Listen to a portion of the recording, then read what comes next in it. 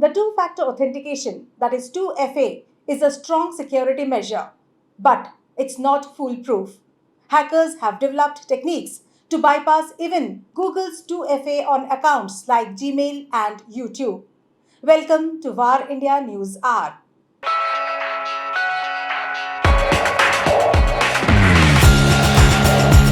It's concerning to hear about Gmail and YouTube users facing account takeovers despite having two-factor authentication, that is 2FA, enabled. The reported incidents where attackers bypass 2FA and lock users out of their accounts only to engage in cryptocurrency scams suggest a coordinated and sophisticated effort by the cybercriminals. While specific details about how these attackers are circumventing 2FA are not provided, it's possible they are exploiting vulnerabilities in the authentication process or employing social engineering tactics to trick users into providing access. In response to such incidents, it's crucial for affected users to take immediate action to regain control of their accounts and secure them. This may involve contacting Google's official support channels, changing passwords, reviewing account recovery options, and implementing additional security measures such as app-specific passwords or security keys.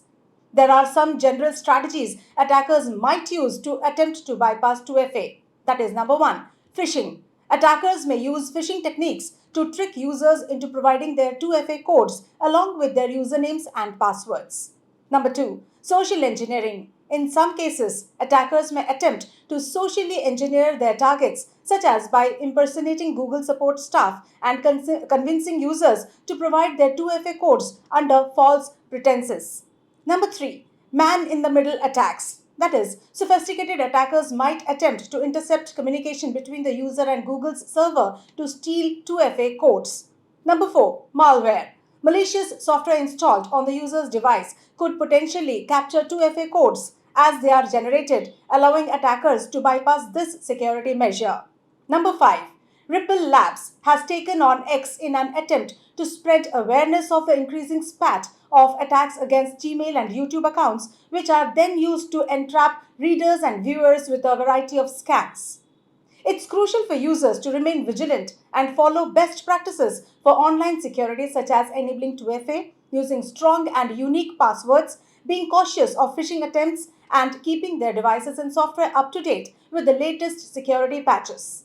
Additionally, Google continuously updates its security protocol to mitigate emerging threats, so staying informed about any new security advisories or updates from Google is also important. Let's look into today's headlines. Orders from Zomato will now cost more as the platform starts charging more. Zomato, the online food delivery service, increased its platform fee to Rs 5 each order by 25%.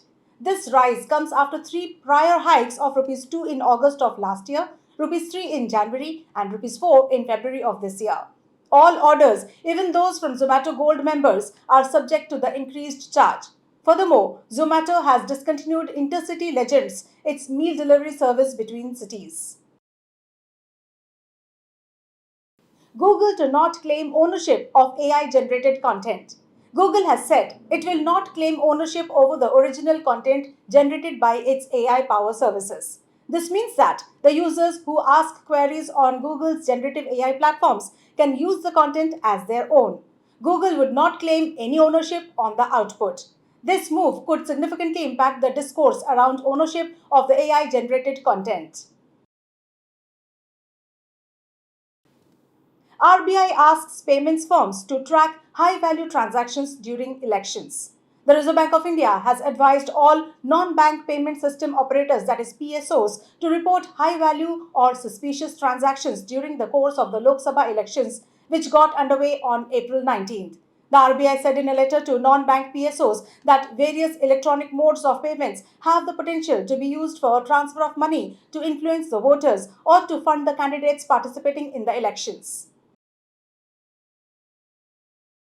Google Wallet contactless payment app now available in India. Google Wallet is now available for Android smartphone users in India via the Google Play Store.